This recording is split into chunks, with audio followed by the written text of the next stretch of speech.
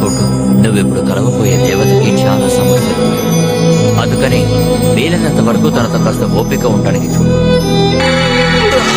కనిపించట్లేదు. చూడడానికి వెర్రోడ్లా ఉన్నావు. నాకైతే చిరాకు వస్తుంది. నువ్వు ఇక్కడి నుంచి వెళ్ళిపో. కానీ మీరే కదా నన్ను ఇక్కడికి పిలిచారు.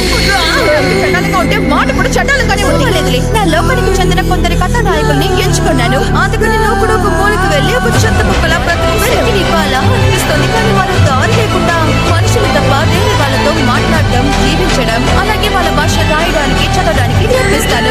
వెళ్ళి అగౌరవం.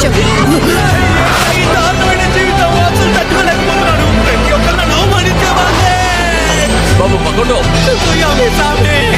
దేవత ఇంత హింసిస్తుందని అసలు నీ కథానాయకుడు బిరుదుని ఆ దేవత లాగు. అందుకని ఇక నువ్వు దేనికి కట్టుబడుతుంది. ఈ కొత్త మనం మళ్ళీ కలిసే అవకాశం ఉంటే జీవితం మరణం మన చక్రంలో